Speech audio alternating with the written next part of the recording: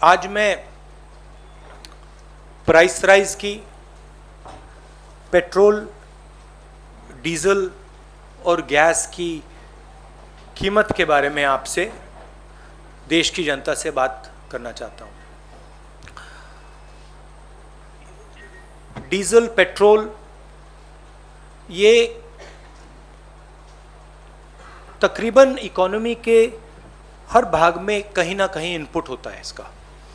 तो जब डीजल और पेट्रोल के दाम बढ़ते हैं, एक तो डायरेक्ट चोट लगती है और एक इनडायरेक्ट चोट लगती है। डायरेक्ट चोट लगती है जो गाड़ी में, स्कूटर में, ट्रक में डीजल पेट्रोल डालता है, उसको डायरेक्ट जेब में चोट लगती है। और इनडायरेक्ट जो लगती है, जब डीजल का, पेट्रोल का दाम बढ़ता है तो ट्रांसपोर्ट कॉस्ट बढ़ती हैं। ट्रांसपोर्ट कॉस्ट बढ़ती हैं तो सब चीज़ के दाम बढ़ते हैं। और पिछले 7 साल से हमने एक नया आर्थिक पैराडाइम देखा है। एक तरफ डीमोनेटाइजेशन, दूसरी तरफ मोनेटाइजेशन। ये एक तरफ डीमोनेटाइजेशन, दूसरी तरफ मोनेटाइजेशन।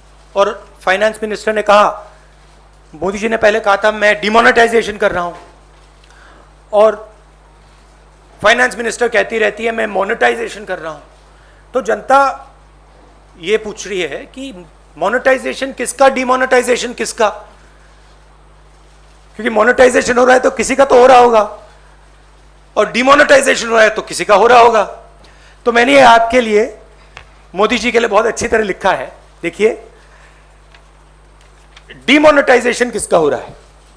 किसानों का हो रहा है, मजदूरों का हो रहा है, जो छोटे दुकानदार हैं, मिडिल साइज बिजनेस वाले हैं, स्मॉल बिजनेस वाले हैं, उनका हो रहा है, एमएसएमईज का हो रहा है, सैलरीड क्लास, सरकार के जो एम्प्लॉयज हैं उनका हो रहा है, और जो ईमानदार इंडस्ट्रियलिस्ट हैं उनका हो रहा है।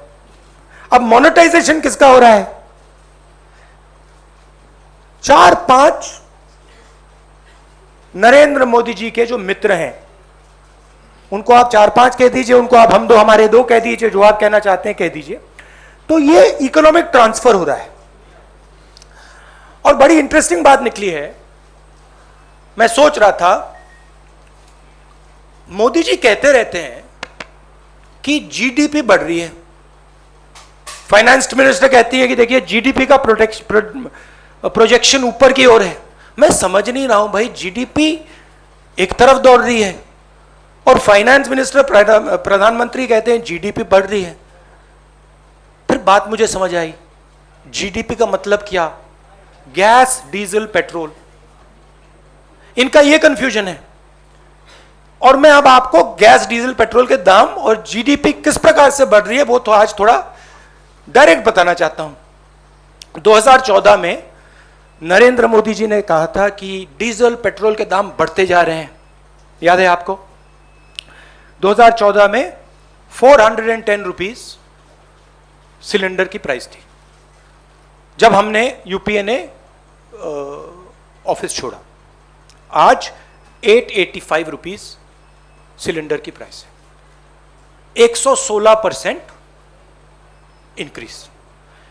पेट्रोल की प्राइस 71.5 रुपीज 2014 में, आज 101 रुपया, 42% price increase. 57 rupees diesel, 88 rupees आज, 55%, 55% इंक्रीज। अब मजेदार बात यह है कि कोई ये आर्ग्यूमेंट कर सकता है कि देखिए ये तो इंटरनेशनल रेट बढ़ा है, इंटरनेशनल मार्केट पे डीजल, पेट्रोल का दाम बढ़ा होगा, इसलिए हिंदुस्तान की जनता को चोट लग रही है, इसलिए ये पूरा मोनेटाइजेशन, डीमोनेटाइजेशन का तमाशा चल रहा है। मगर अजीब सी बात यह है कि जब यूपीए की सरकार थी 2014 में, तो 105 रुपीज कच्चे तेल का दाम था, आज 71 रुपीज है, 32% ज्यादा था हमारे टाइम। गैस इंटरनेशनल प्राइस देख लीजिए, हमारे टाइम 880, आज 653, 26% कम। तो इंटरनेशनल मार्केट पे gas price, diesel price, petrol price, oil price गिर रहे हैं और हिंदुस्तान में बढ़ते जा रहे हैं। दूसरी तरफ हमारे जो एसेट्स हैं उनको बेचा जा रहा है। 23 लाख करोड़ रुपए, 23 लाख करोड़ रुपए सरकार ने जीडीपी से कमाया है। जीडीपी वो ग्रोस डोमेस्टिक प्रोडक्ट नहीं, जीडीपी मतलब गैस, डीजल, पेट्रोल। मेरा सवाल है, ये 23 लाख करोड़ रुपए गए कहां? और जनता को यह पूछना चाहिए कि आपके जेब में से जो पैसा निकाला जा रहा है, छीना जा रहा है, ये कहां जा रहा है? जो हिंदुस्तान के एसेट्स हैं, हमारी कंपनीज हैं, उनको बेचा जा रहा है, डिमोनेटाइजेशन किया जा रहा है, नोटबंदी की जा रही है, जीएसटी आपसे पैसा छीना जा रहा है, किसानों के 3 कानून बने हैं, वहां से आपका पैसा छीना जा रहा है। तो ये जा कहां रहा है?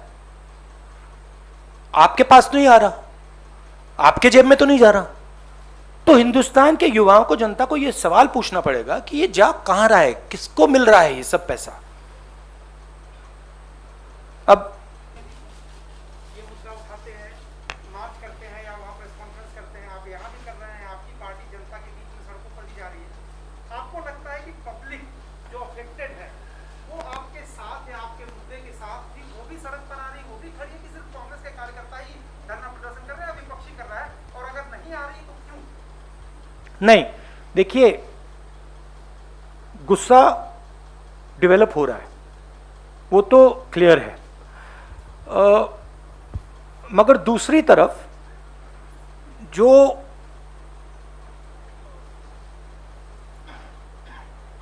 वो आवाज है उसको सिस्टमैटिकली दबाया भी जा रहा है। कोरोना का समय है तो हम भी नहीं चाहते कि लाखों लोग सड़क पे निकलें, क्योंकि हम जानते हैं कि उसके दूसरे नतीजे हो सकते हैं। तो हम भी थोड़ा रिस्ट्रेंट शो कर रहे हैं, मगर जनता में जबरदस्त गुस्सा है। आप जानते हो मीडिया पे किस प्रकार से आक्रमण हो रहा है। जो आप लोग बोलना चाहते हो, लिखना चाहते हो, आपको वो करने नहीं देते हैं। इंस्टीट्यूशंस पर दबाव है, पार्लियामेंट में हमें बात करने नहीं देते हैं, डिस्कशन नहीं करने देते हैं। तो माहौल ऐसा है, मगर ये गुस्सा बढ़ता जाएगा और फिर रिएक्शन जबरदस्त आएगा। ये जो 23 लाख करोड़ रुपया है, ये जनता के जेब से निकाल कर ट्रांसफर किया जा रहा है ना। सवाल तो वो है। आप कह रहे हो कि हाँ ठीक है, छत्तीसगढ़ गवर्नमेंट क्या करेगी, पंजाब गवर्नमेंट क्या करेगी, मगर सवाल वो नहीं है। सवाल छत्तीसगढ़ गवर्नमेंट 23 लाख करोड़ नहीं ले रही है, पंजाब गवर्नमेंट 23 लाख करोड़ नहीं ले रही है, सेंट्रल गवर्नमेंट 23 लाख करोड़ रुपए ले रही है। Thank you sir.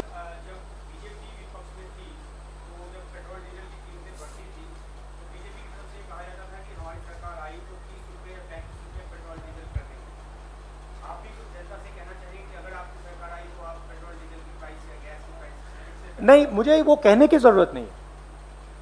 देखिए, हमारे टाइम क्रूड ऑयल की प्राइस $105 थी, हमारी प्राइस पेट्रोल की 71 थी।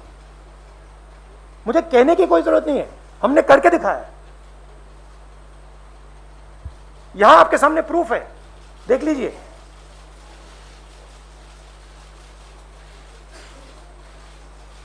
अच्छी तरह देख लीजिए। तो ये कहने की बात नहीं है, ये रिकॉर्ड है।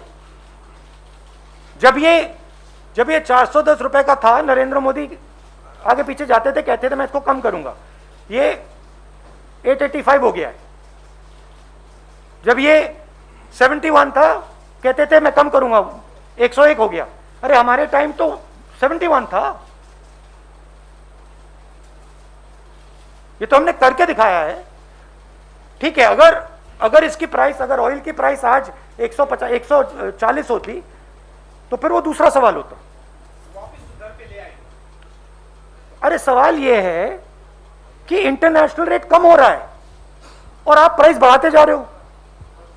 हमने हमने हमने $105 पे प्राइस को $71 पे मेंटेन किया था। आप $71 पे आपने प्राइस आपने 101 कर दिया है। राहुल, जीडीपी का जिक्र आपने किया तो जीडीपी फर्स्ट क्वार्टर के फिगर्स आए हैं, जीडीपी ग्रॉस डोमेस्टिक प्रोडक्ट जो है वो 20.1%, सॉरी 21.1% है, which is still less than the pre-pandemic time, the first quarter in the last year. क्या आपको लगता है कि रिकवरी की तरफ है, क्योंकि कई हेडलाइंस बनी कि जीडीपी जो है ट्रैक पे आ गया और हाउसहोल्ड बहुत बुरी तरह से इम्पैक्ट है। सी देखिए,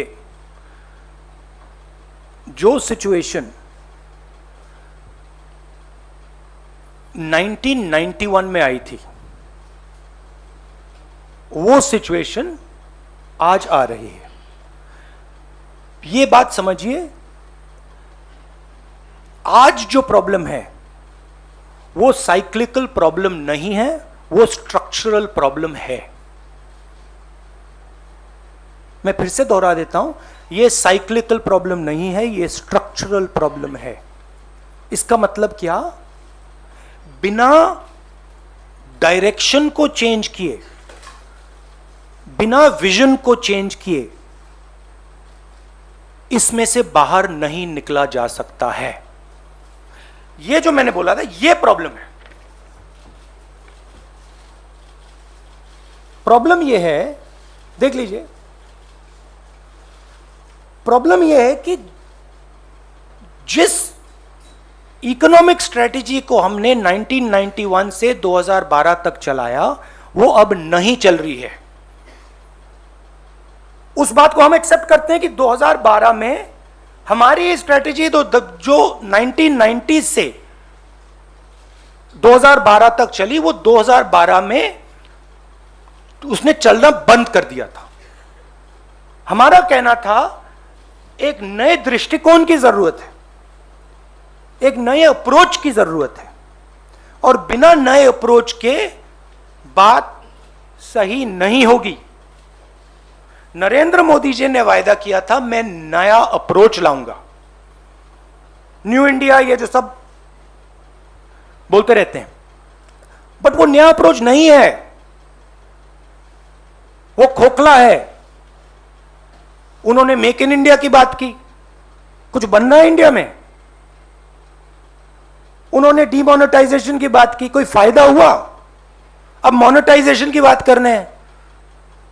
तो लोगों को यह समझना होगा कि अब एक नए विजन की जरूरत है, उसके बिना काम नहीं चलेगा। जितना भी आप बोलना चाहे, जितने भाषण देने चाहें आप, नहीं चलेगा। अब हम 1990s में हैं। 1990s में कैटास्ट्रॉफिक फेलियर हुआ था और उसके बाद कांग्रेस पार्टी ने देश को एक नया विजन दिया था। कहा था देखिए ये कैटास्ट्रॉफिक फेलियर हो रहा है, अब एक नए दृष्टिकोण की जरूरत है। प्रधानमंत्री को नए दृष्टिकोण की बात करनी चाहिए, वो नहीं कर रहे हैं। हम जानते हैं क्या करना है, हमारे माइंड में बिल्कुल क्लियर है। कांग्रेस पार्टी के माइंड में, हमारे जो एक्सपर्ट्स, हमारे माइंड में बिल्कुल क्लियर है क्या करना है, नया दृष्टिकोण क्या है, किस प्रकार से आगे बढ़ना है, हमें मालूम है। तो ये इस बात को फाइनेंस मिनिस्टर को तो समझ ही नहीं आ रही है, उसको, उनको तो छोड़ दो। बट ये जो इनके थिंक टैंक्स हैं, नीति आयोग है, प्राइम मिनिस्टर को भी बात नहीं समझ आएगी, बट एक्सपर्ट्स हैं, उनको समझ आएगी। और फाइनेंस मिनिस्टर को, प्राइम मिनिस्टर को उन एक्सपर्ट से बात करनी चाहिए। अगर नहीं करना चाहते तो कांग्रेस पार्टी के एक्सपर्ट हम भेज देते हैं, हम समझा देंगे। हमारे पास एक्सपीरियंस है, हम समझते हैं कैसे करना है, क्या करना है। तो मेरा कहना है कैटास्ट्रॉफिक फेलियर है ये, और इसका सिम्टम जीडीपी का कोलैप्स है। आप देखिए, थोड़े डिटेल में जाता हूं। हिंदुस्तान की स्टॉक मार्केट तेजी से आगे बढ़ रही है। सब लोग देख रहे हैं, मिडिल क्लास के पैसे बन रहे हैं। आप देखिए कितनी कंपनीज ग्रो कर रही हैं। ये जो पूरा का पूरा स्टॉक मार्केट का तमाशा है, ये 50 कंपनियों का है। जो बाकी 300, 400, 500 कंपनीज हैं स्टॉक मार्केट में, उनको देखिए उनका क्या हो रहा है। वो खत्म हो रही हैं, एक के बाद एक खत्म हो रही हैं। मगर फ्यूचर वो है। अगर आपको हिंदुस्तान की इकोनॉमिक बेस बढ़ानी है तो फ्यूचर वो है जो second line, third line, fourth line में है, वो सब खत्म हो रही है। और ये जो काम हो रहा है, ये मेन 5, 6, 7 लोगों को स्ट्रेंथन करने का काम हो रहा है। ये जो लोग हैं, इनकी जगह है, बट ये हिंदुस्तान को रोजगार नहीं दे सकते। रोजगार कौन देता है? स्मॉल मीडियम बिजनेस वाले देते हैं, सेकंड लाइन वाले लोग देते हैं, थर्ड लाइन वाले लोग देते हैं, फोर्थ लाइन वाले लोग देते हैं। मोदी जी के माइंड में उनकी जगह ही नहीं है। तो मेरा कहना है कि जो आपको दिख रहा है, यह स्ट्रक्चरल फेलियर का सिम्टम है। ये स्ट्रक्चरल फेलियर के कारण ये चीजें हो रही हैं। और नरेंद्र मोदी जी अगर एक्चुअल देश के सही प्रधानमंत्री होते तो देश को कहते, देखिए मैं समझ रहा हूं कि स्ट्रक्चरल फेलियर है और मैं अब देश को एक नया दृष्टिकोण देने जा रहा हूं। और वो दृष्टिकोण बातचीत से निकलेगा, वो रेसकोर्स रोड में बैठने से नहीं निकलेगा। किसानों से जाके बात कीजिए, मजदूरों से जाके बात कीजिए, बाकी इंडस्ट्रियलिस्ट से जाके बात कीजिए, स्मॉल मीडियम बिजनेस वालों से बात कीजिए। फिर आपको देश का एक विजन निकलेगा, उसमें से, उस बातचीत में से देश का विजन निकलेगा। हमने वो बातचीत की है, हम जानते हैं करना क्या है। Thank you, sir. I'll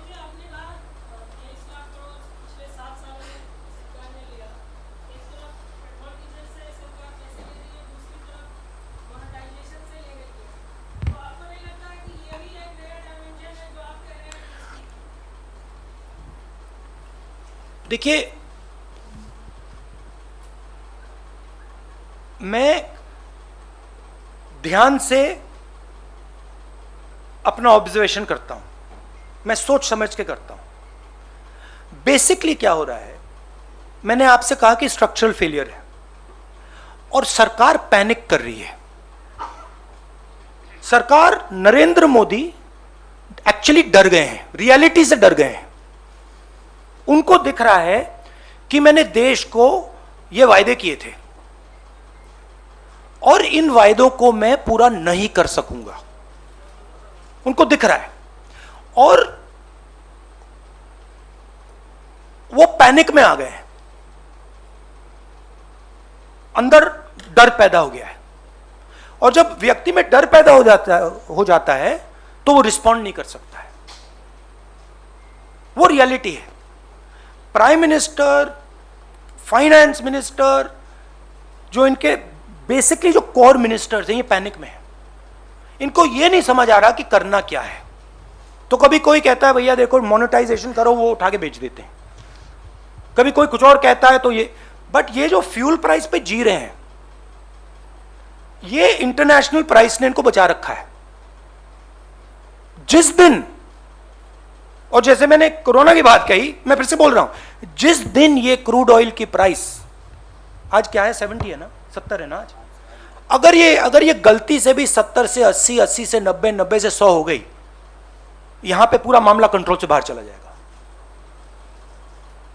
तो ये देश की सिचुएशन है, ये रियलिटी है।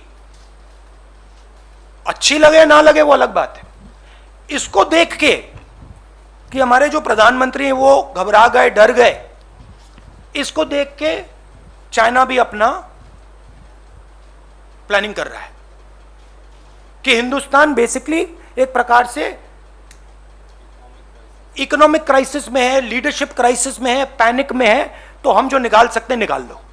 ये हो रहा है। अच्छा लगे खराब लगे वो मैं नहीं जानता, मेरा काम सच बोलने का है। ये रियलिटी है देश की।